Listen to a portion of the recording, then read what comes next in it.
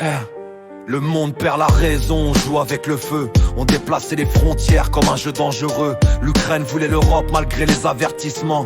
Ils connaissaient les conséquences depuis le commencement. Quand tu frappes à une porte entourée de canons, faut pas t'étonner si la guerre donne une réponse. La troisième guerre mondiale plane comme une ombre épaisse. Et c'est encore le peuple qui encaisse. Protection pour les peuples, pas pour les intérêts.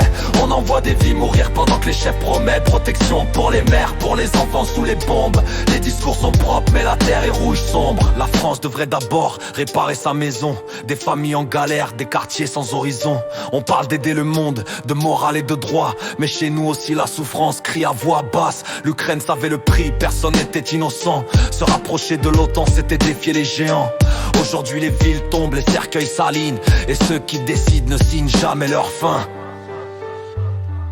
Protection pour les peuples, pas pour les intérêts. On envoie des vies mourir pendant que les chefs promettent. Protection pour les mères, pour les enfants sous les bombes.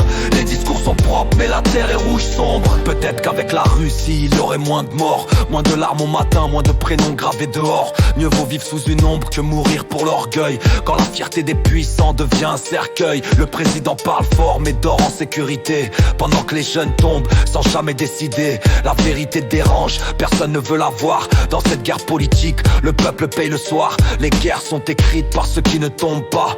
Toujours loin du front, toujours loin du combat. La vraie protection c'est la vie, pas les drapeaux. Parce que mourir pour rien c'est le pire des fléaux.